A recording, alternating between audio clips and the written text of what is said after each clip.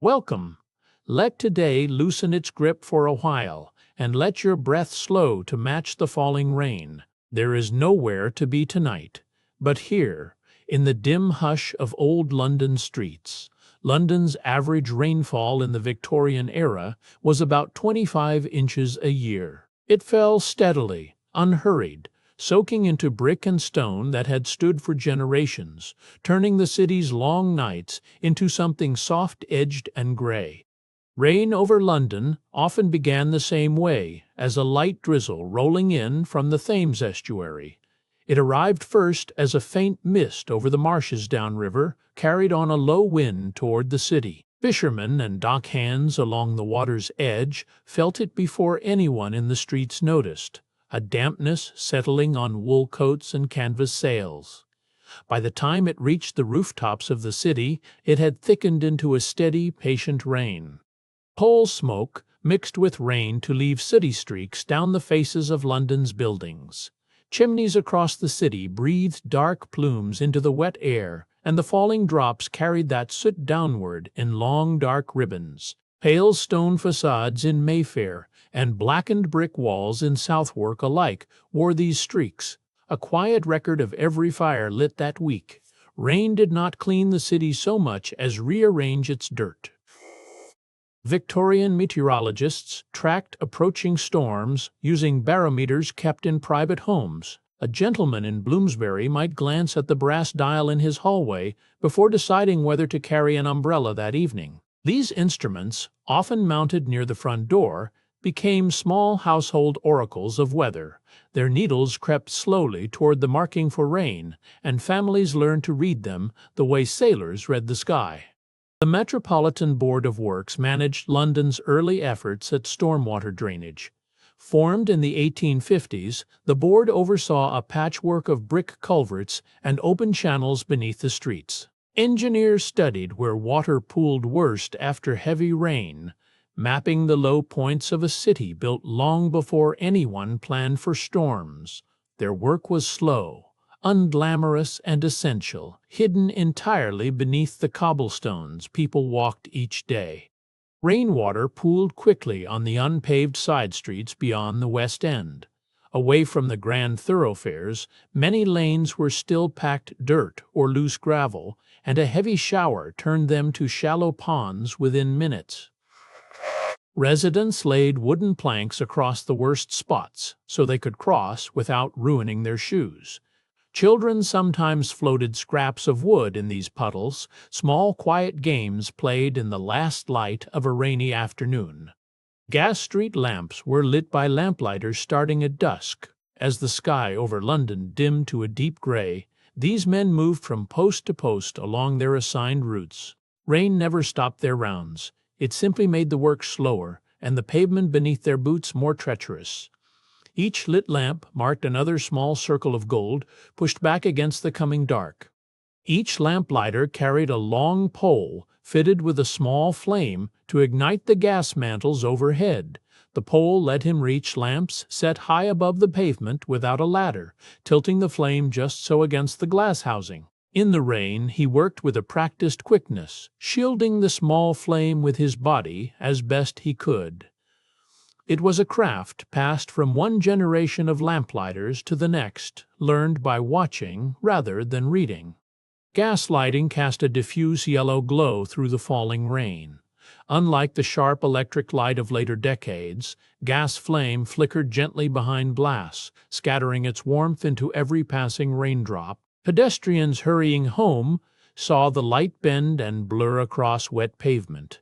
Each lamp post its own small hazy sun.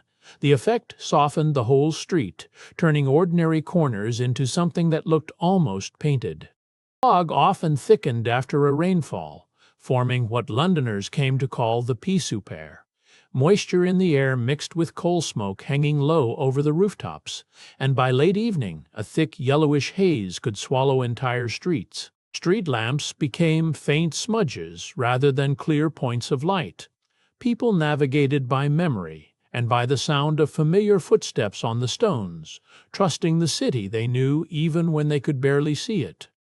Let your breath find its own slow measure now, in without effort and out longer than it came. Each exhale can drift a little further than the last, like a tide easing back from the shore. There is no need to hurry the next one. Just let the air empty itself, and rest a moment in that stillness before the next breath arrives on its own. Coal fires burning in thousands of hearths sent sulphurous fumes rising into the wet night air. The smoke met the falling rain and settled low over the rooftops instead of drifting away. Residents described a bitter tang on the tongue during these damp evenings, something between burnt matches and wet stone. Doctors of the era noted the smell lingered longest on nights when rain fell steadily rather than in sudden bursts. Wet pavement carried the smell of horse dung through the evening streets. Thousands of horses pulled cabs, omnibuses, and carts across London daily, leaving droppings that rain churned into a thin, spreading slurry. Pedestrians picked their way along footpaths trying to avoid the worst of it, often failing. Crossing sweepers, mostly young boys, earned pennies clearing paths for well-dressed passers-by at busy corners. Cobblestones turned treacherous after hours of steady rain. Their rounded surfaces, fine for drainage, offered poor grip beneath leather-soled boots and iron-shod hooves alike. Falls were common on steep lanes near the river, where water ran freely downhill. Newspapers occasionally reported broken wrists or twisted ankles suffered on such nights, filed alongside routine notices of the week's minor mishaps. Street vendors folded their stalls as the rain grew heavier. A costermonger selling apples or watercress judged the sky carefully, knowing a sudden downpour could ruin an evening's stock. Canvas awnings were lowered, baskets covered with sacking, and carts wheeled toward whatever shelter a doorway or archway offered. Trade that had filled the pavement an hour before thinned quickly to almost nothing. Umbrellas, once thought unmanly for gentlemen to carry, had become ordinary street equipment by the 1850s. Earlier decades associated them with women or the overly cautious, but persistent rain wore down that resistance. Black silk or cotton canopies bobbed along Piccadilly and Fleet Street by the thousand. A well-made umbrella with a whalebone or steel frame could last years if properly dried and stored. Mackintosh raincoats, patented back in 1823, found wide favor among rainy commuters by mid-century. Charles Mackintosh had discovered a way to bond rubber between layers of cloth, producing fabric that shed water rather than absorbing it. Clerks and merchants wearing these coats moved through downpours with a dryness their fathers never knew. The coats had a distinctive rubbery smell that lingered in crowded omnibuses on wet evenings. Rubber galoshes slipped over ordinary shoes to keep them from the worst of the mud and standing water. Shopkeepers sold them in various sizes, near doorways where customers could try them quickly before stepping back into the wet. Removing muddy galoshes before entering a parlor became a small ritual in many households. Without them, leather soles softened and split far sooner in London's persistent damp. Heavy wool cloaks shielded Victorian women from the worst of the weather. Cut long and often lined, these garments could weigh considerably once soaked through, dragging at the shoulders during a long walk home. Fashion plates of the period show hoods pulled close against driving rain, hems darkened with damp. A cloak left near a hearth afterward would steam faintly as it dried through the evening. Newspaper sellers kept shouting the evening headlines even as rain fell steadily around them. Wrapped in whatever oilskin or sacking they owned, these boys and men stood on familiar corners near Fleet Street and the Strand. Their voices carried news of Parliament, crime, or foreign affairs to passers-by hurrying past with collars turned up. A soaked paper sold for less than a dry one, and buyers knew to ask. Fares on hansom cabs rose sharply whenever a storm settled over London. Drivers justified the increase by pointing to the danger and delay that rain brought to the roads. A journey that cost sixpence on a dry afternoon might cost a shilling once the gutters ran full. Passengers grumbled but paid, knowing few alternatives existed once the downpour began in earnest. Feel the mattress rise to meet you, taking the weight from your shoulders first. Let that heaviness travel down through your arms, settling into your hands like water finding its own level. Your legs grow full and still, anchored beneath the blankets, no longer needing to hold you anywhere. Even your eyelids seem to carry a small weight now, drawing themselves closed without effort. Rest in that stillness, heavier with each breath, as the old streets outside keep their reign to themselves. Oilskin capes covered the drivers who sat exposed atop their cabs through every kind of weather. The fabric, treated with linseed oil, shed rain in dark rivulets down the driver's back and shoulders. These capes had wide collars that could be turned up against wind-driven drops. A driver might sit for hours in this covering, reins in hand, rain drumming steadily on the oiled cloth above him.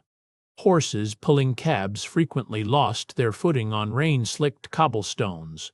The stones, worn smooth by decades of iron-shod hooves, offered little grip once water pooled across their surface. A sudden slip could send a cab lurching, its driver hauling hard on the reins to steady the animal. Farriers of the period sometimes fitted special studs to shoes for wet weather, though many horses simply learned caution through years on the same routes. Omnibus routes crawled to a slower pace whenever heavy rain settled over the streets. Drivers eased their horses through flooded intersections, wary of hidden potholes beneath the standing water. Passengers inside sat pressed together, damp coats steaming faintly against the windows. A journey that normally took 20 minutes might stretch to nearly an hour once the roads turned to mire. Carriages often bunched into long, unmoving lines near Piccadilly whenever rain fell without pause. Drivers called to one another across the gridlock, their voices swallowed by the steady patter on canvas roofs. Constables in wet capes tried to direct the tangle of wheels and hooves, lanterns swinging faintly in their hands. Such jams could last the better part of an hour before the rain eased enough to loosen the flow. The Thames climbed noticeably higher after days of steady rain. Watermen along the banks marked the rise against familiar stone steps, some of which vanished entirely beneath the swollen current. Barges strained at their moorings as the water pressed against hulls, built for calmer days. Along the embankment, onlookers sometimes paused to watch driftwood and debris hurry past on the darkened surface. Children, living rough in the city, found dry ground beneath the arches of London's bridges during storms. These hollows offered shelter from wind as well as rain, though the cold stone floor gave little comfort through the night. Some huddled close together for warmth, sharing what scraps of blanket or sacking they had gathered. Passers-by above rarely noticed the small gatherings sheltering just beneath their feet.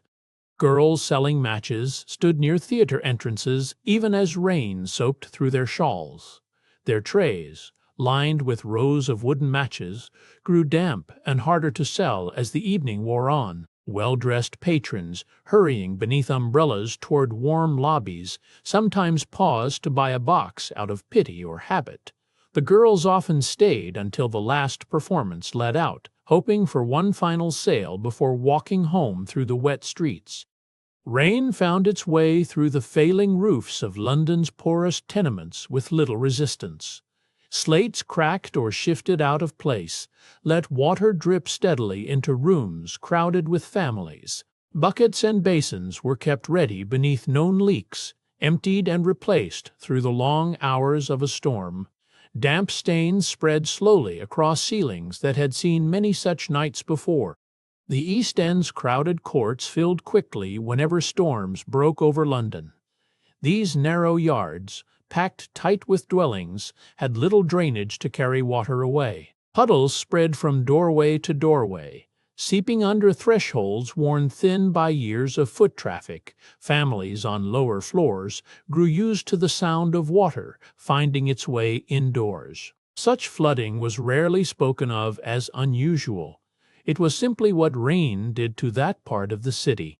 Smoke from thousands of chimneys had trouble climbing into air thick with moisture. On damp nights, it hung low over rooftops instead of drifting upward and away. This heaviness pressed the smell of coal down into the streets themselves, mixing with rain until the two became one scent.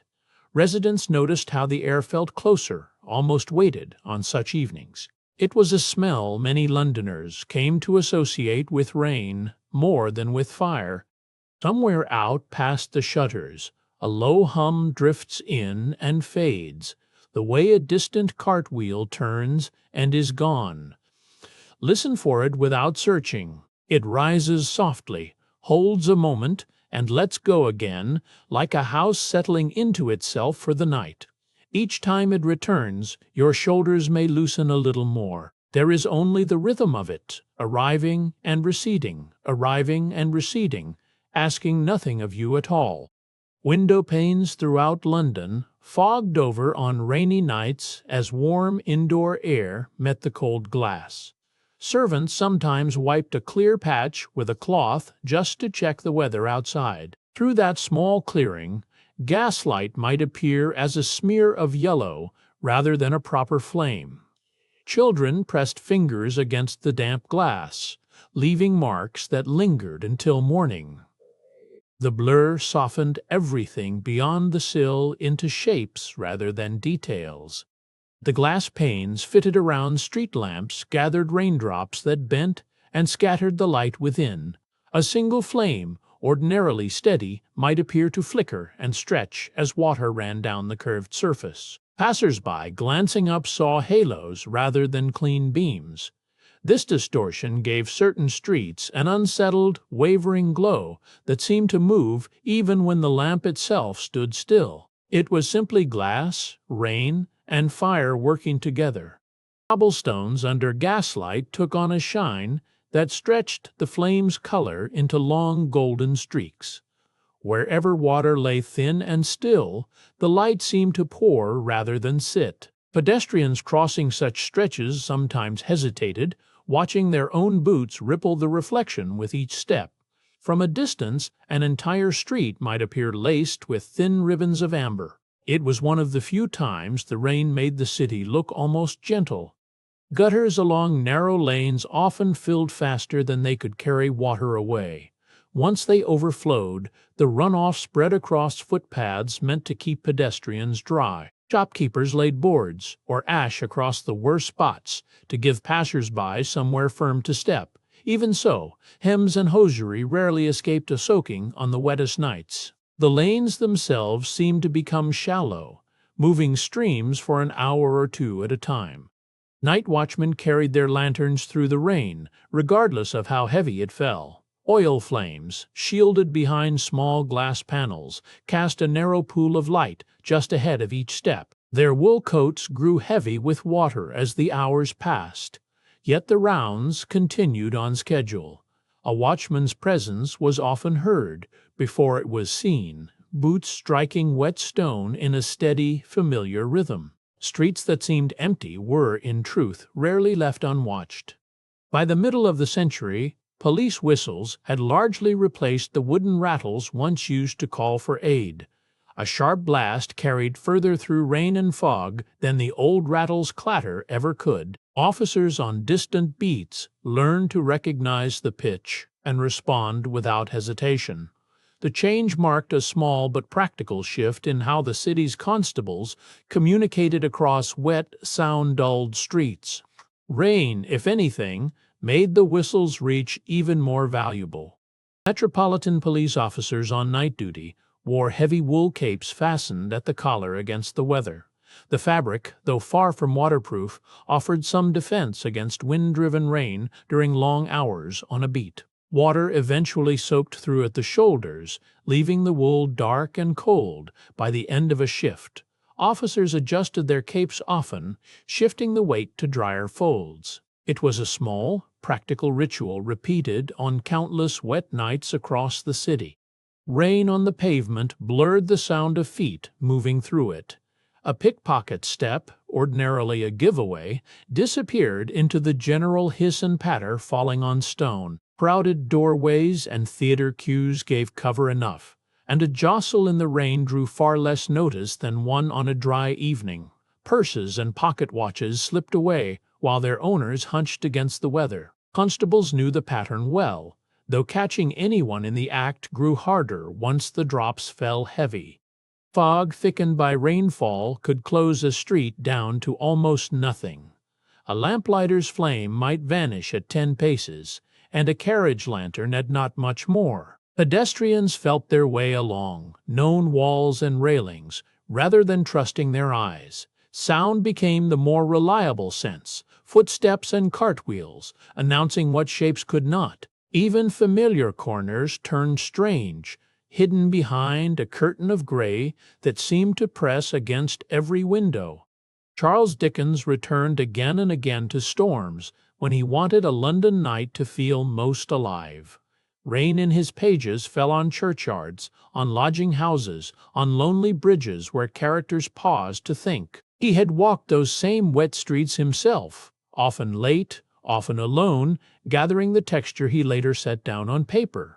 A downpour in his hands became more than weather. It framed a mood, a turning point, a hush before something quietly shifted. Readers of the time recognized the rain as their own. Let warmth begin now at the crown of your head, a low and steady glow settling into your scalp and temples. Let it ease down slowly across your brow, releasing whatever tightness the day left behind there. Feel it pool gently in your shoulders next, spreading wide like sunlight, held in a stone wall long after the sun has gone. Let it travel down through your arms, your chest, your hands resting heavy and warm. There is only this widening warmth, moving further down with each breath, asking nothing of you but to receive it. Bleak House opens not with a person, but with mud, layered thick across London's streets, as if it had never once been dry. Fog follows close behind it, rolling up from the river and settling over rooftops and chimney-pots alike. Dickens described the two together as almost a single substance, clinging to hymns, wheels, and window panes without distinction. The city, in those opening pages, seems built from weather as much as from brick. Readers stepping into the novel stepped first into that gray, weighted air. Newspapermen of the era often wrote of rain as though it carried its own temperament. A wet evening could be called sullen or brooding or restless, depending on the column and the writer's mood. Weather reports blended easily with observations on the crowd's spirits, the traffic's pace, the general hush that settled over certain districts once the drops began. London's rain, in these accounts, was less a fact of climate than a character moving quietly through the paper's pages, shaping how a whole evening was remembered. Shopkeepers noticed their candle and oil stock moving faster whenever a storm rolled in after dusk. Darker skies meant rooms needed light earlier, and wet evenings kept more people indoors reaching for a lamp rather than venturing out. Chandlers and grocers alike kept extra stock ready through the autumn months when rain fell most often and daylight thinned early. A steady flame indoors became, on such nights, one of the few dependable comforts against the weather pressing at the glass. Playgoers hurrying toward an evening performance rarely let rain slow their pace by much. Cloaks were gathered tight, umbrellas angled low, and carriages queued near theater doors along streets slick with runoff. Latecomers risked missing an overture rather than risk further soaking, so most moved briskly from cab to entrance. Inside, the smell of wet wool mixed with gaslight and grease paint, a familiar blend on any rainy performance night across the city's playhouses. At the Lyceum Theatre, gas footlights threw a steady amber line across the stage each evening, visible even through rain-streaked windows from the street outside. Passers-by glancing in from the wet pavement might catch a flicker of that glow before hurrying on toward shelter. Inside, the footlights required careful tending, their flames trimmed and checked before every performance regardless of the weather beyond the walls. That warm strip of light became, for many, a small promise that the evening's entertainment had already begun. Music halls filled quickly on wet evenings, offering warmth, noise, and company to those unwilling to walk any further through the downpour. A modest entrance fee bought hours of shelter along with song and comic turns, and many stayed well past the point where the rain outside had eased. Sawdust floors soaked up the drips from countless wet coats hung near the door. For plenty of Londoners, a music hall on such a night was less about the performance and more about staying dry a little longer. Public houses filled faster once rain set in for the evening. A pub doorway offered dry stone underfoot and a fire already lit, drawing in dockworkers, cab drivers, and clerks alike. Regulars who might have walked straight home on a clear night lingered instead, nursing a drink until the worst of the downpour passed. Landlords noticed the pattern well enough to keep extra barrels ready whenever the sky turned heavy after dusk. Gin flowed cheaply in the working-class pubs that dotted rain-soaked lanes near the docks and the East End. A small glass cost little, and for many it offered a quicker warmth than tea or bread could provide on a cold, wet night. Publicans poured it behind low counters worn smooth by decades of elbows and coin. Reformers of the era wrote uneasily about how readily it was bought, though the habit persisted through every kind of weather. Street musicians folded their instruments away the moment rain grew too heavy to bear. A fiddler might tuck his bow beneath a coat, a barrel organ grinder would drape a cloth over the mechanism, and both would retreat toward whatever awning or archway stood nearest. Coins earned that evening often stopped the moment the crowd scattered for shelter. Music on these streets depended as much on dry weather as on skill. Beggars pressed themselves into doorways whenever the downpour thickened along London's narrower streets. A recessed shopfront or the overhang of a church porch became, for an hour or more, the only shelter available to those with nowhere else to go. Some carried little more than a thin blanket or a folded sack to sit upon. Passers-by hurried past with barely a glance, their own umbrellas angled against the same rain. Think of a single ember left in a grate long after the household has gone to bed. It glows low and orange, neither bright nor gone, holding just enough heat to keep the room from turning cold. No one tends it now. It simply fades on its own time, dimming by degrees no one is watching for. Let your own thoughts dim the same way, losing their edges, growing duller and slower, until there is only the faint red glow of rest left behind. Rain-soaked newspapers were sold off cheaply once the evening editions had grown too damp to display properly. Vendors near railway stations and busy corners would drop the price rather than carry unsold stock home through the wet streets.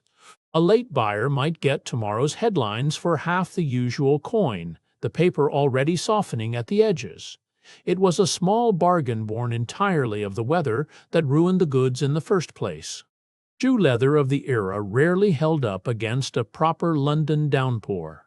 Boots stitched from thinner hides let dampness seep through within minutes of stepping into a puddle, and stockings often ended the walk home soaked through entirely. Cobblers did steady business repairing soles worn thin by constant wet weather.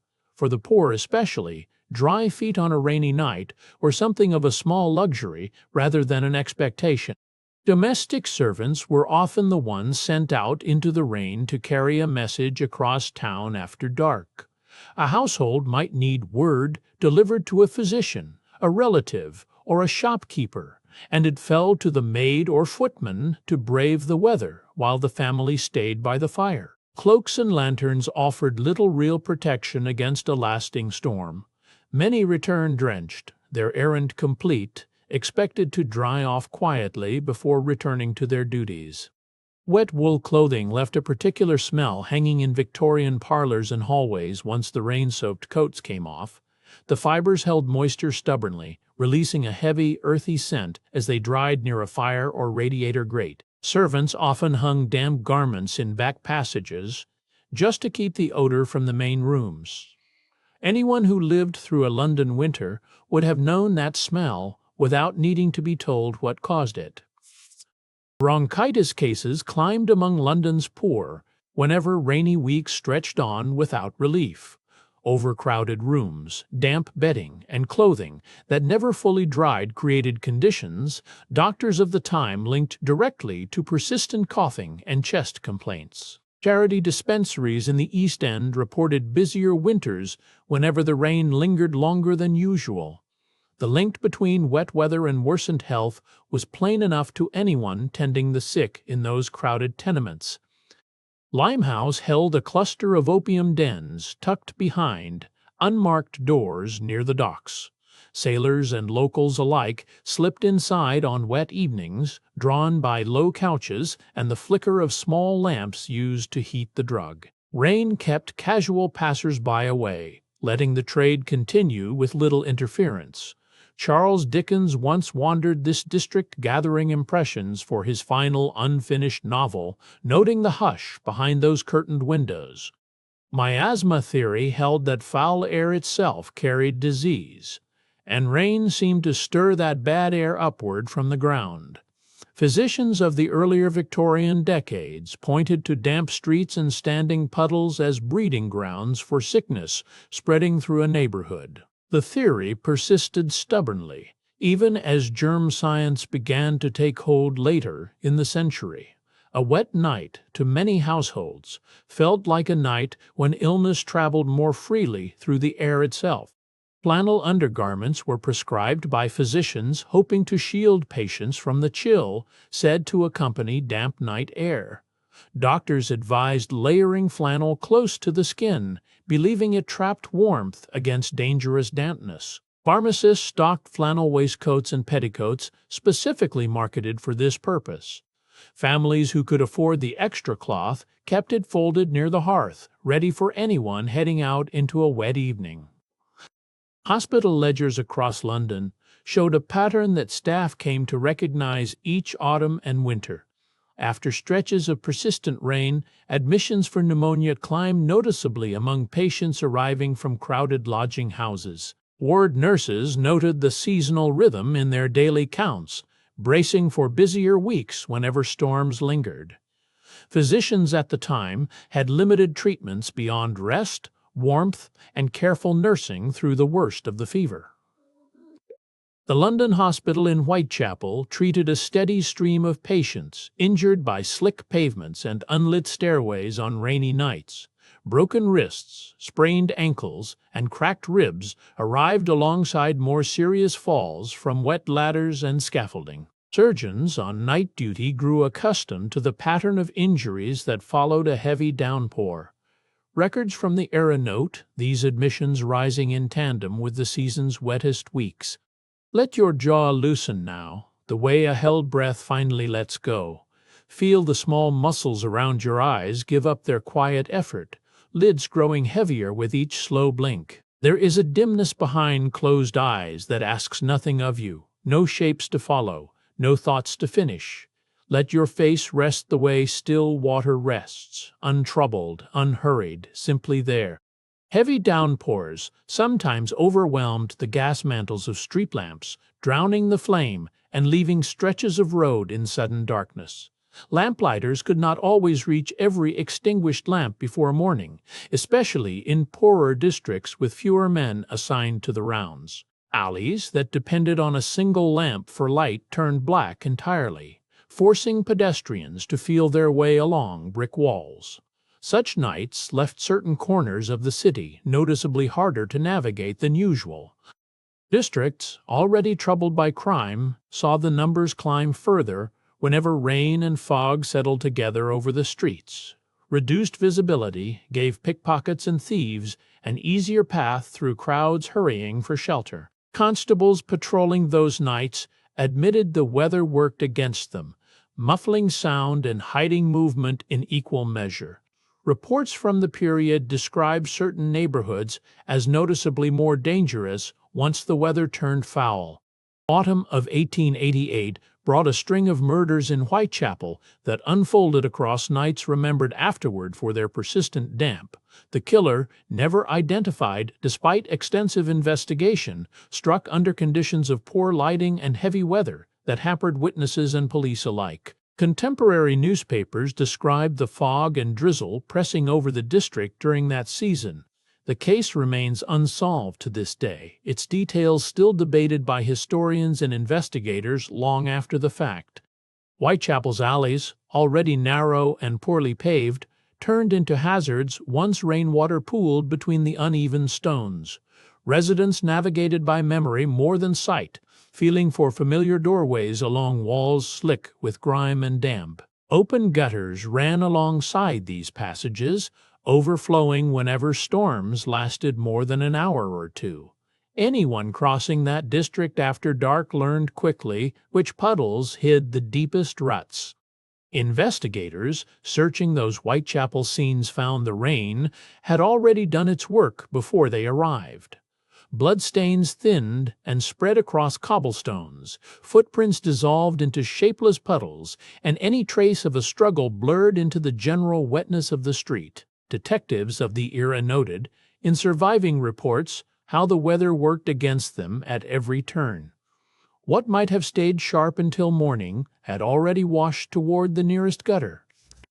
Constables carried bull's eye lanterns, small hooded lamps with a thick glass lens that threw a narrow beam through the downpour. A twist of the wrist could shutter the light instantly, useful for approaching darkened doorways unseen. The lanterns burned oil or a candle stub, their flames guarded against gusts by a curved metal hood. On the worst nights, that single cone of light was often the only illumination along an entire block. Storms across the city fed directly into the Thames, and after a long night of rain, the river visibly thickened and rose along its banks. Boatmen watched the water climb the stone steps near the wharves, sometimes lapping close to warehouse doors. Debris carried down from countless streets, straw, refuse, broken crates, drifted past on the current. The river had always served as London's lowest point, gathering whatever the rain refused to keep.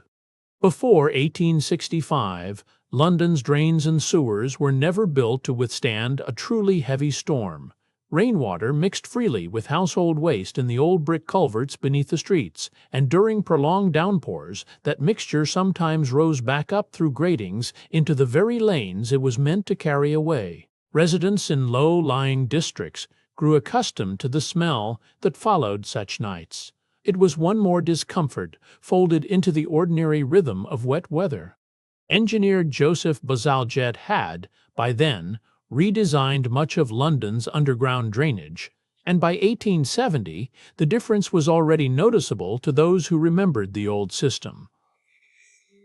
His network of brick sewers carried storm runoff well clear of the city before it could back up into the streets. Flooding after heavy rain grew less frequent, and the low stench that once followed downpours began to fade from many neighborhoods. It was quiet engineering, felt more than seen, working beneath the pavement while the city slept above it. Health officers moved through the poorer boroughs after storms, examining wells and standing water for signs of contamination. Rainwater pooling near overcrowded courts was suspected of carrying disease long before the exact causes were understood. Inspectors noted the color and smell of puddles in their ledgers, flagging streets for closer attention. Their work, unglamorous and often overlooked, formed one of the first steady efforts to understand what the rain left behind. Let the breath lead you now, in and out, without needing to be watched. Notice how each inhale arrives on its own, unbidden, and how each exhale grows a little longer than the one before it. There is no rhythm to keep, only the one your body already knows. Let it slow further, like a clock winding down in a warm room. Each breath sinking a little deeper than the last, carrying you further from the noise of the day and closer to rest. Writers of ghost stories in that century often reached for rain when they wanted a house to feel haunted. A storm outside gave a plausible reason for every creak and draft within, and it isolated characters behind windows streaked with water. Wind-driven rain against glass became a kind of narrative shorthand, signaling that something beyond the ordinary might be near. Readers gathered by their own hearths found the device effective precisely because they knew such nights firsthand. Arthur Conan Doyle's detective stories are threaded through with wet London streets, hansom cabs splashing through puddles, and fog curling beneath lamplight. Holmes and Watson frequently step from a cab into rain on their way to some new inquiry, their coats already damp before the case even begins. The weather rarely drives the plot, yet it colors nearly every scene set outdoors. Doyle seemed to treat rain as part of the city's furniture, as ordinary and expected as the pavement itself. Wilkie Collins opened key scenes of his novel, the woman in white beneath dark, unsettled skies, letting storms mirror the uncertainty building in his plot. Thunder and rain arrive at moments when characters face sudden revelations or unexpected encounters on lonely roads. Collins had a close sense of how weather shaped mood among his readers, many of whom had walked home through similar downpours themselves. The novel's storms feel less like backdrop and more like another character, watching from just beyond the page. Rooftop work turned perilous once rain settled over the city.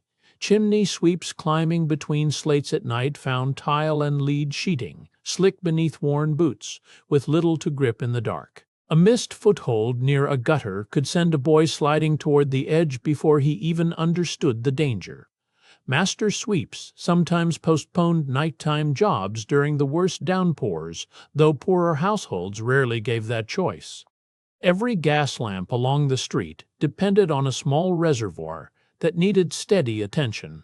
Lamplighters made their rounds regardless of weather, climbing short ladders to check oil levels and clean glass panes fogged by drizzle. Rain made the ladders slippery and the flame harder to coax alight, yet the rounds could not be skipped. A city left dark on a wet night invited exactly the sort of trouble authorities hoped lamplight would prevent.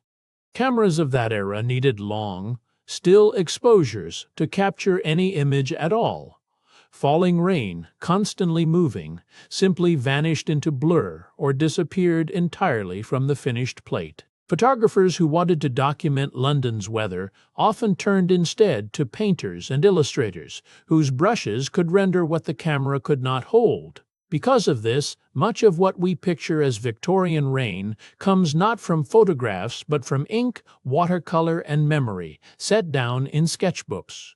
Shopkeepers along the busier streets lit their windows with gas jets, meant to draw evening customers inside. Rain distorted these displays, turning sharp reflections into soft smears of amber and gold across the wet glass. A hat shop's lettering might dissolve into a shimmer, and a chemist's bottles could blur into colored streaks. Passers-by, glancing in as they hurried past, saw less a shop window than a painting still wet on its canvas. Theaters, music halls, and gentlemen's clubs all kept cloakrooms, where visitors left their umbrellas before settling in for the evening. On wet nights, when every rack stood crowded with dripping silk and polished handles, a few umbrellas inevitably went missing before the final curtain. Attendants complained of the problem often enough that some venues began issuing numbered tickets to match owner and object. A borrowed umbrella, taken in haste beneath a stranger's roof, was a minor but familiar frustration of London's wet season. Households facing a long, wet evening let their hearths burn later than usual.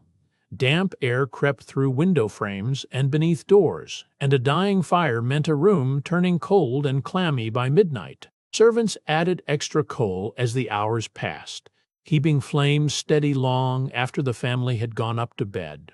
In poorer homes, where fuel was rationed carefully, a rainy night sometimes meant choosing between warmth and the coal needed for tomorrow's cooking.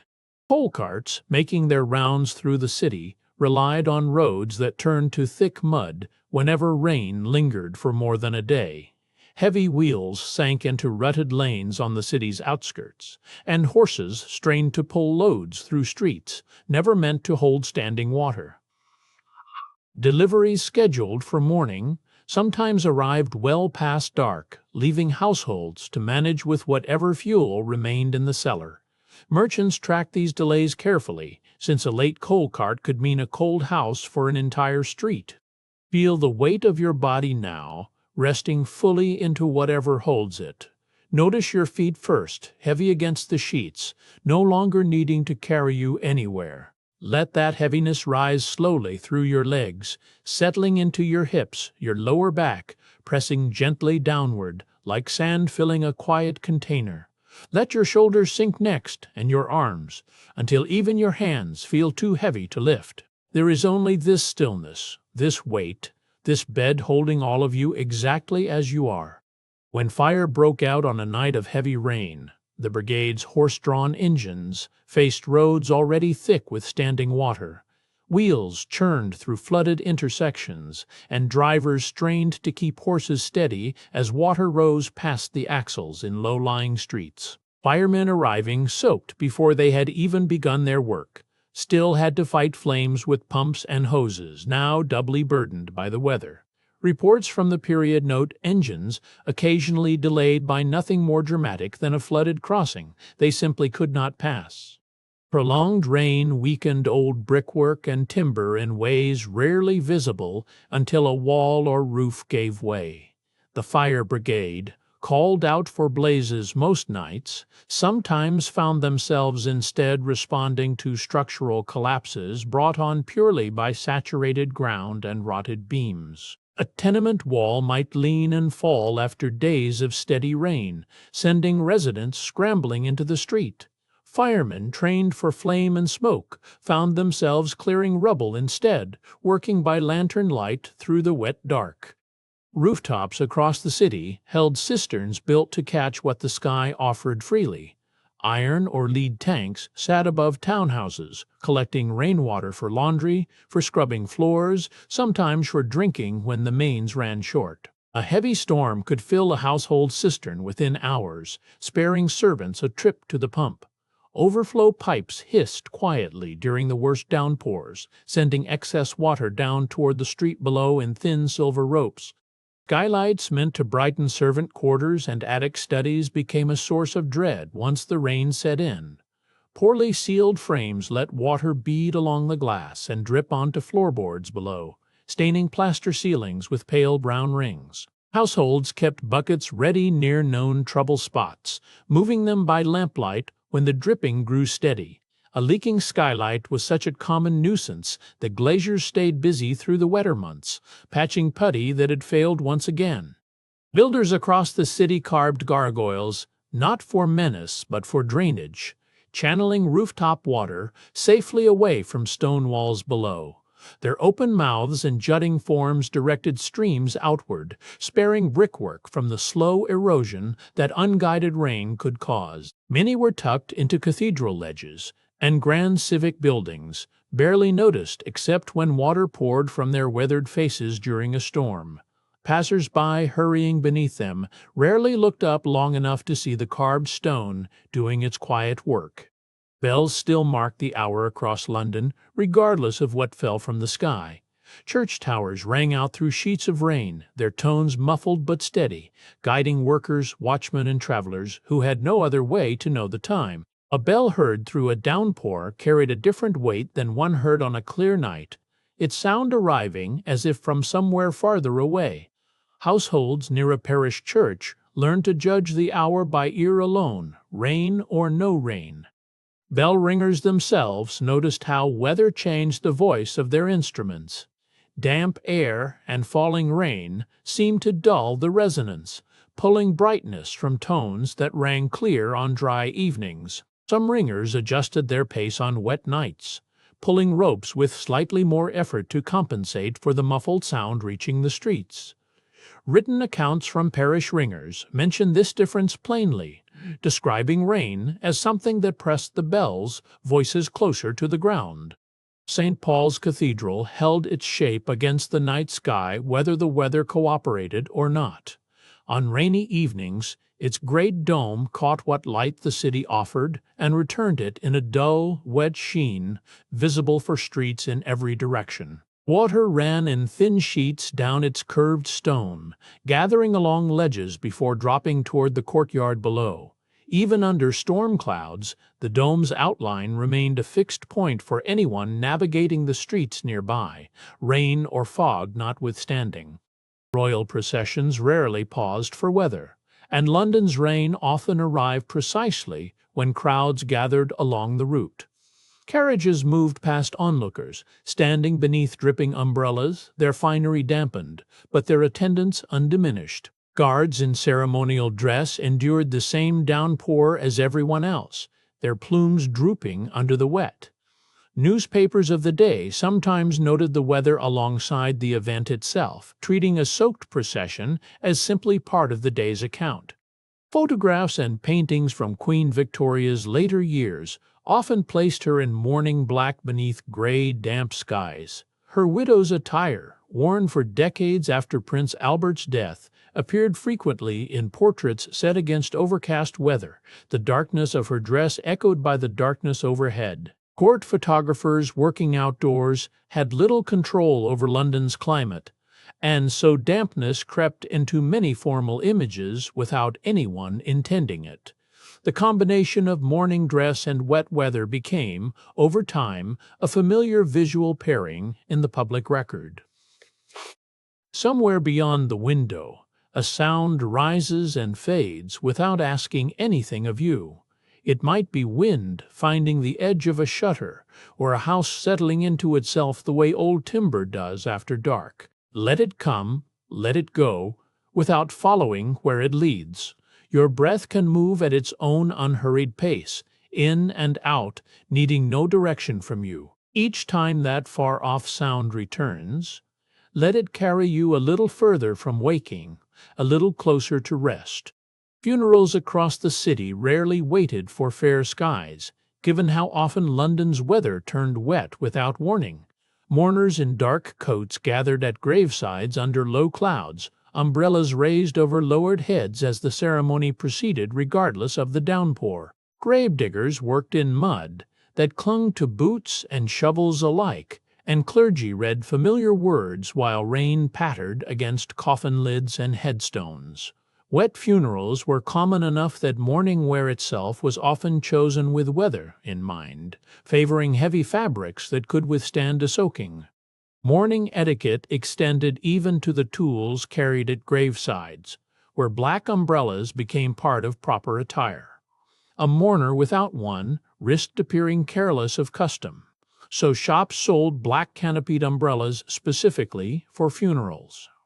Held over lowered heads, they formed a dark canopy across the burial ground, shielding grief from the drizzle above. Etiquette manuals of the era noted such details, treating the umbrella as an extension of respectable dress rather than mere protection.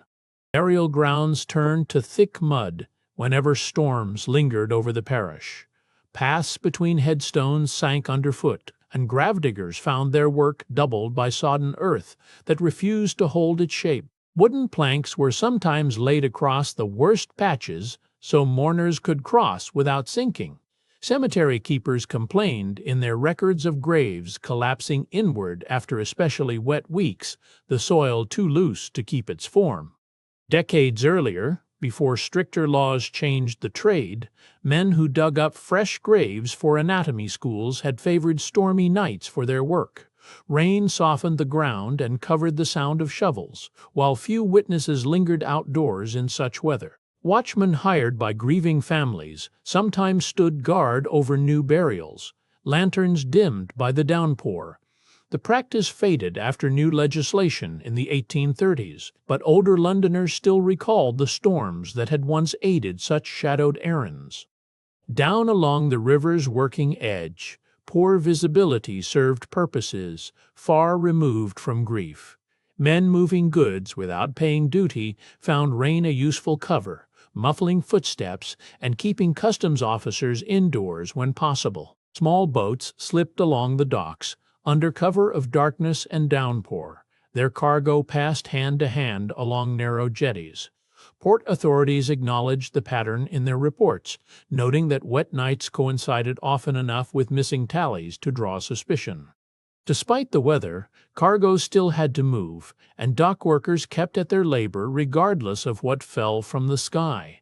Sacks and crates were hauled from ship to warehouse under oilcloth covers, boots sliding on planks slick with rain. Foremen shouted instructions over the noise of weather and machinery alike, unwilling to let a storm halt the schedule of unloading. Ships waiting their turn along the Thames could not afford delay, so lanterns burned late into such nights to keep the work visible. Inside the vast brick warehouses lining the Port of London, goods often arrived already touched by weather before storage even began.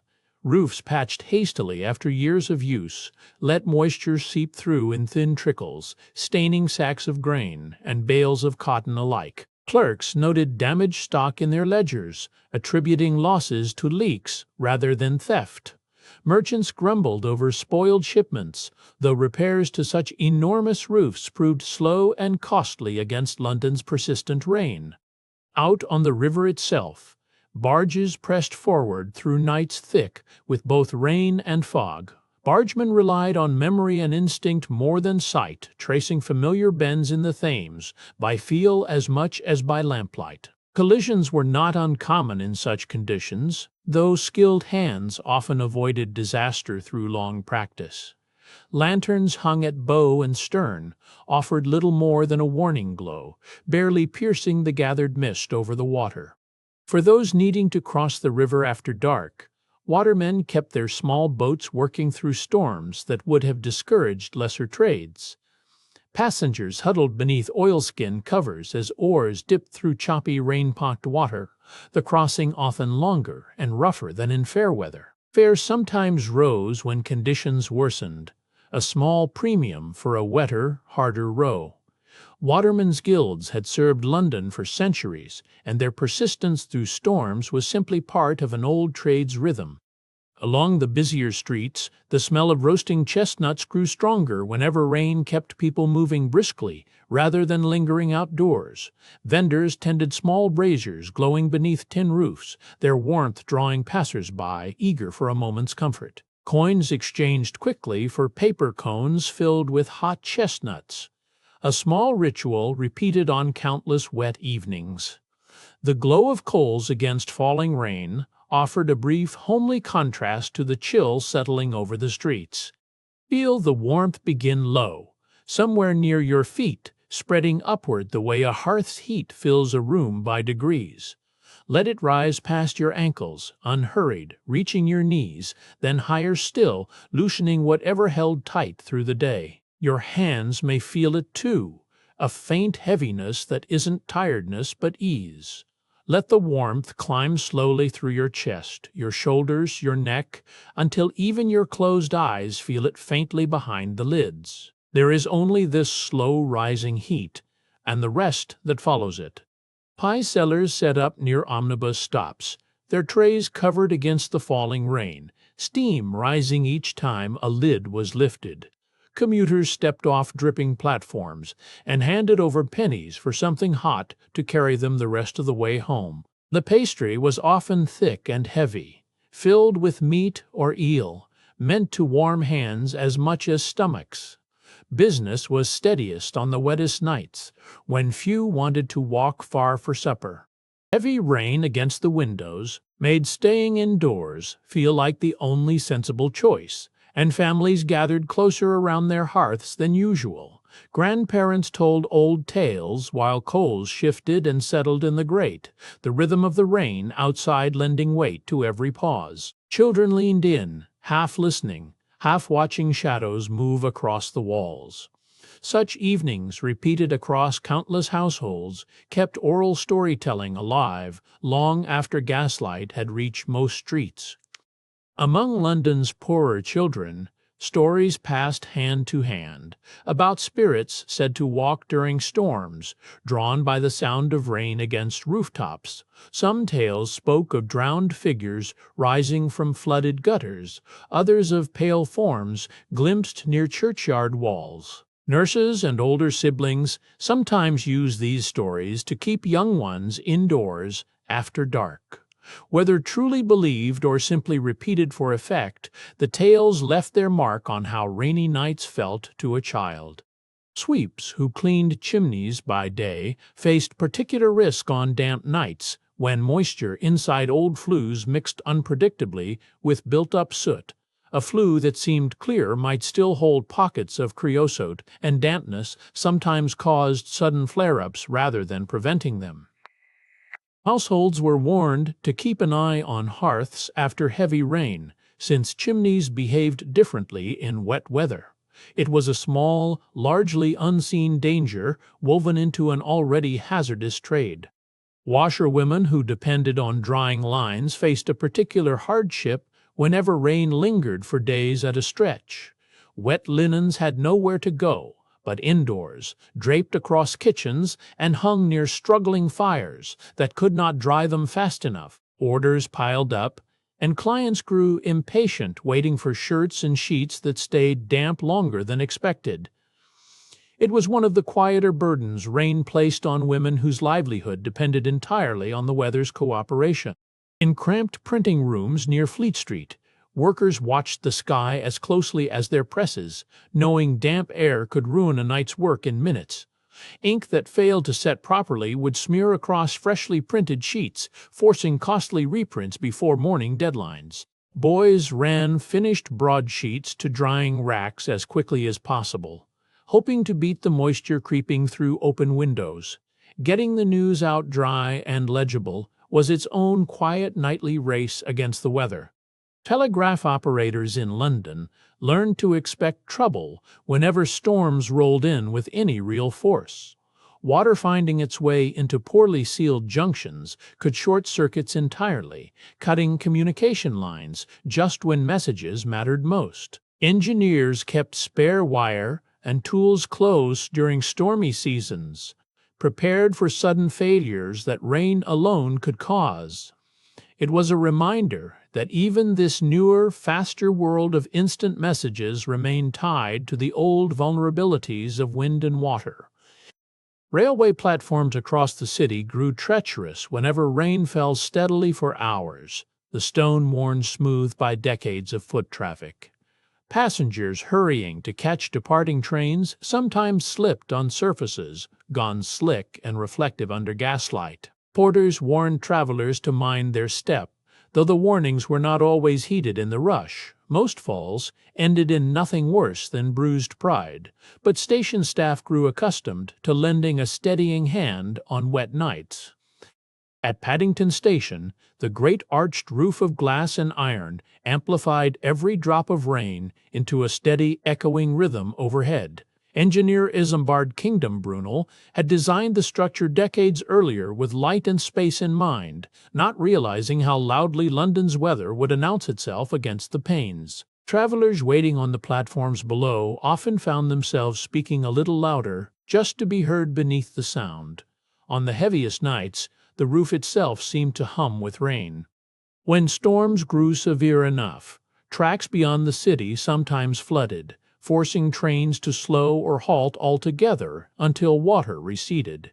Passengers aboard late services resigned themselves to delays, watching rain streak sideways past carriage windows as the train idled on darkened rails. Guards walked the platforms with lanterns, offering what information they could to travelers eager for news of their journey home.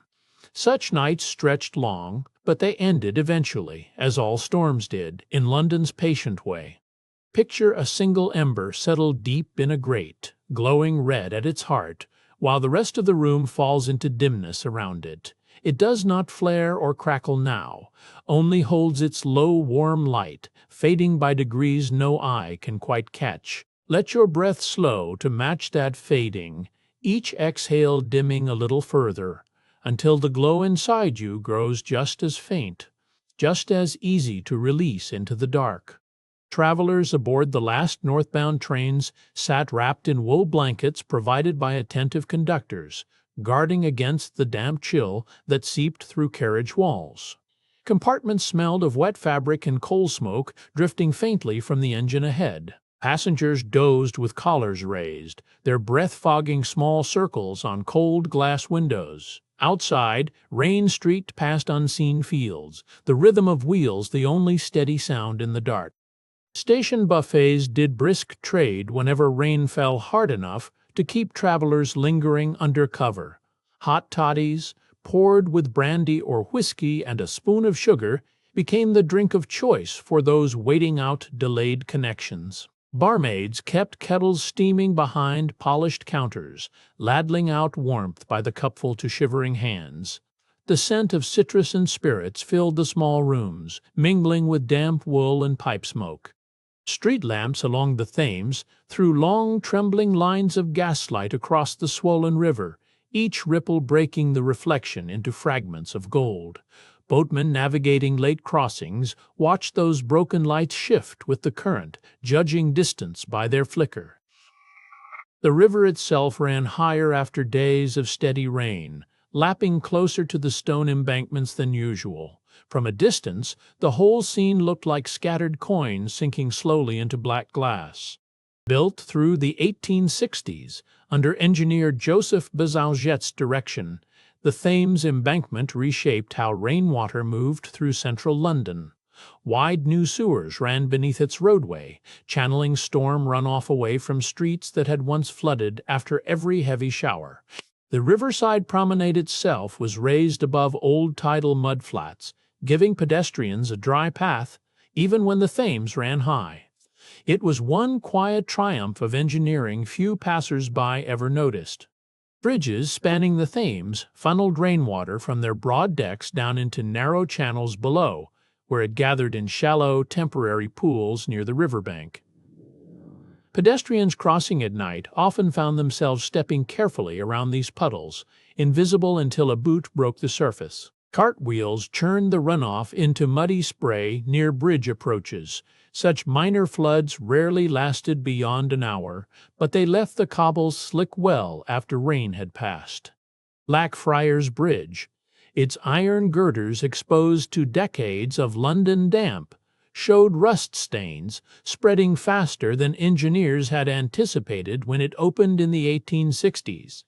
Maintenance crews scraped and repainted sections regularly, though rain undid their work within seasons. The bridge's dark ironwork, streaked orange in places, stood as a quiet record of how relentlessly the city's weather war against even its sturdiest structures.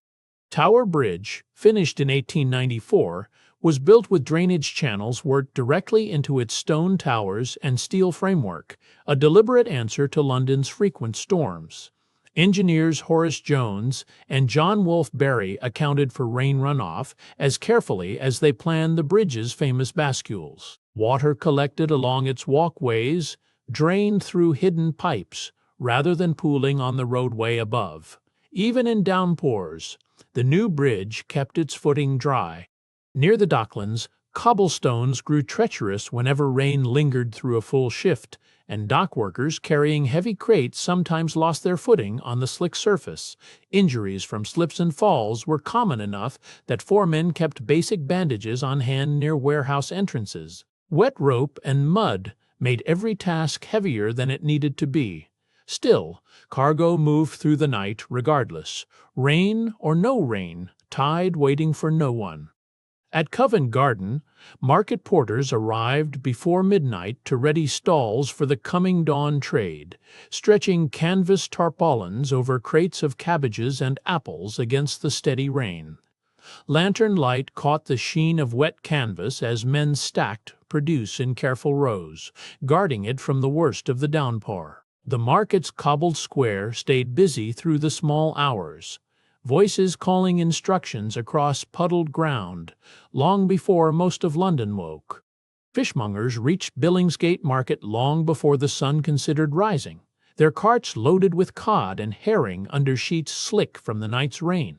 The market hall's iron roof echoed with dripping water and the calls of porters unloading baskets onto wet stone floors.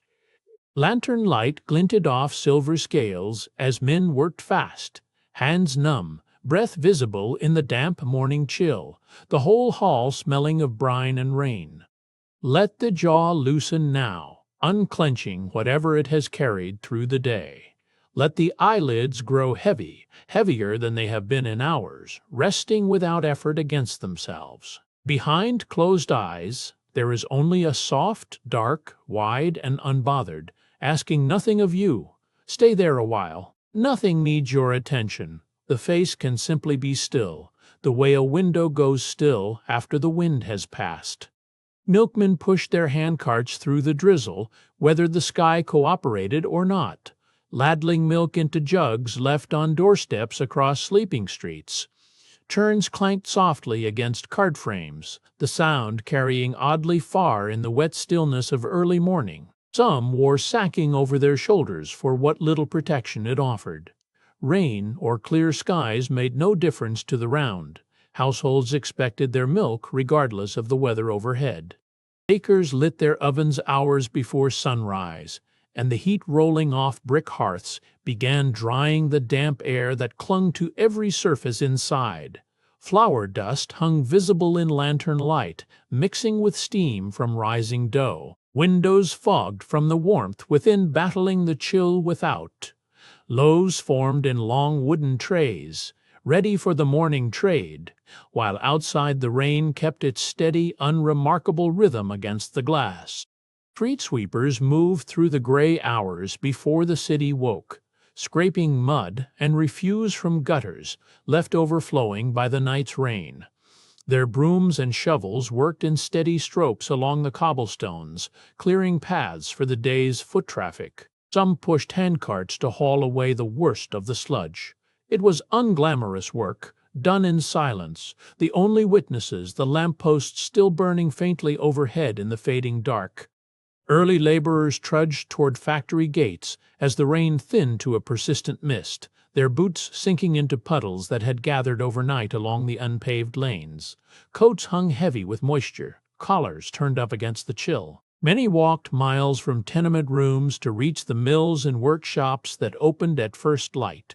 Their footsteps, muffled by wet ground, joined into a low, steady rhythm moving toward the waking city.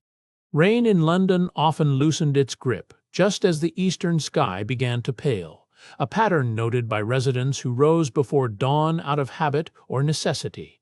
The drizzle would soften, then fall away almost entirely, leaving the streets glistening rather than drenched. It was not a rule the weather always obeyed, but frequent enough that early risers came to expect it, a small mercy folded into the closing hours of night. Dawn arrived slowly over rooftops, still slick from the night's storm, slate tiles catching the first gray light and holding it in long, glassy sheets. Chimney pots stood in silhouette against a softening sky, their edges blurred by lingering mist. Rainwater dripped steadily from eaves and gutters, the last remnants of the night's weather draining away drop by drop. Across the skyline, London revealed itself wet and gleaming, unhurried in its waking. Chimney smoke began climbing again as the damp night air warmed under the first touch of sunrise, thin gray trails rising from countless rooftops across the city. The heavy, saturated air that had pressed low through the dark hours finally lifted enough to let smoke drift upward instead of clinging near the ground. Hearths across London, lit for breakfast fires, sent their signals skyward, marking the household waking one chimney at a time. Newsboys stood at street corners with bundles of papers, still damp from a night stored in leaky sheds or open carts, calling out the morning's headlines to passers-by hurrying to work. Ink sometimes smeared where moisture had crept between the folded pages. The boys stamped their feet against the cold, coins jingling in worn pockets, their voices carrying over the sound of cartwheels and boots splashing through the last puddles of the night. Horse troughs stood brimming along the roadside by morning, collected rainwater lapping near the rim after a full night of steady fall. Carters and cab drivers paused their animals there before the day's work began, the surface still dimpled with the last drops. Leaves and bits of straw floated across the water. In some corners of the city, these troughs had gathered more rain overnight than they usually held in a week. Shovels scraped against stone as street cleaners set to work on manure, left soft and heavy by the overnight rain. What had dried hard on clear days now clung and smeared, harder to lift and slower to clear from the gutters. Municipal crews moved along the busier routes first, wheelbarrows creaking under their loads. The work was unglamorous but constant, part of keeping a horse-powered city from drowning in its own traffic. Let your breath find its own rhythm now. No need to shape it, only to notice it. Feel the inhale arrive on its own, and then let the exhale stretch a little longer than before, longer still the next time. With each breath out, feel your shoulders settle further into whatever is holding you. There is only this slow tide moving in and out, carrying you further from waking with every gentle lengthening. Fires were coaxed back to life in parlors, left damp by the night's weather. Servants kneeling at cold hearths with kindling and a striker. Smoke curled up chimneys that had stood silent through the storm. The point was not comfort alone, but drying out walls and curtains that had drawn in moisture through the long hours of rain. A well-tended fire could clear a room's dampness within an hour or two.